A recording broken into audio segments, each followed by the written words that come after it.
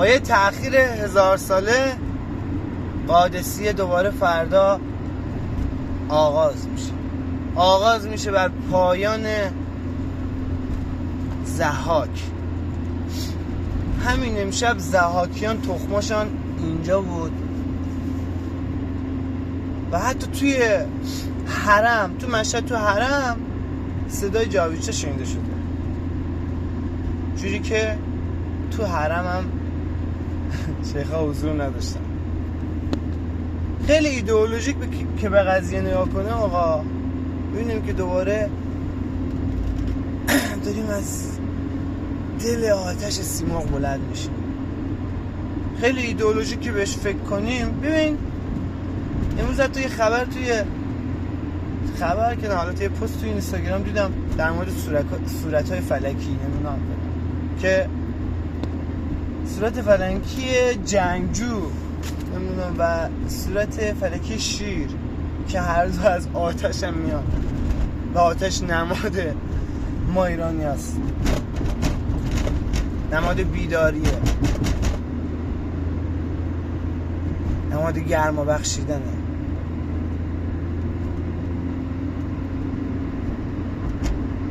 حالا میفهمین چرا دارم میگم که باید ایدئولوژیمون از پای تقویت بشه. نه اینکه مثل زمان شاه فقید انجام میشد.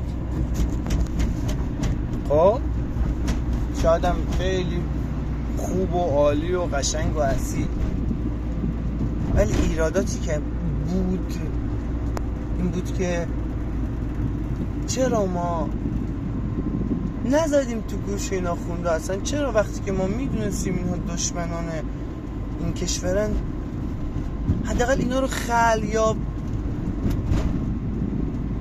خونه نشونشون نکردیم؟ چرا؟ مثل هزاران ایرانی وطن پرست دیگه که تو همه این سالا خونه نشون بودن. این بار اشتباه نمی‌کنه، رفراندوم میذاریم دیگه. آره ما خیلی مرتب رفراندوم میذاریم.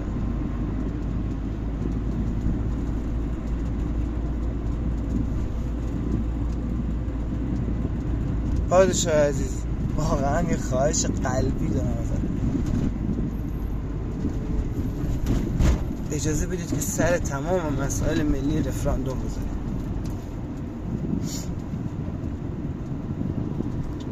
باید اصلا اجازه ندیم یک آدم چپگرا بخواد تو حکومت ما کاری بشه.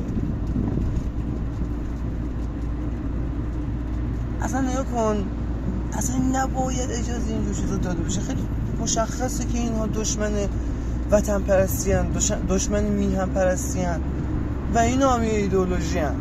این ایدئولوژی هایی که دنیا رو فتح میکنه و ما با ایدئولوژی ملیگرایی میتونیم دنیا رو فتح کنیم. نه تنها از خطرات خودمون رو در امان نگه داریم، بلکه دوباره جهان رو بگیریم. حتی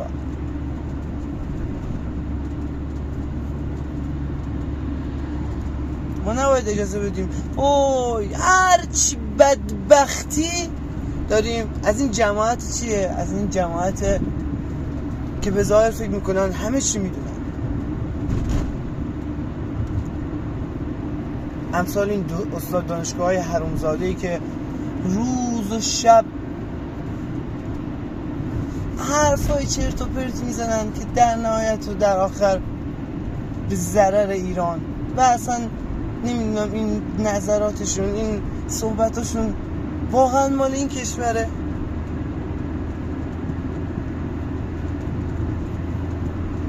ما هیچ قاعده و حسابی نباید داشته باشیم. ما باید به صورت اساطیری ملیگرایی کنیم، همینجور که اینا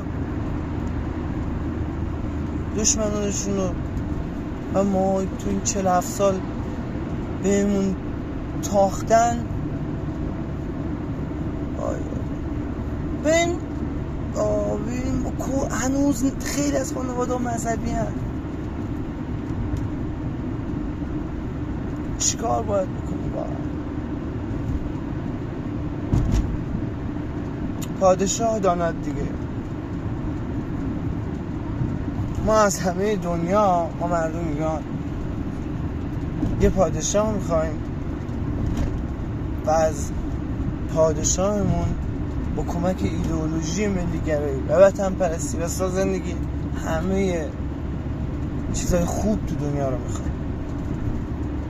جاوید شاه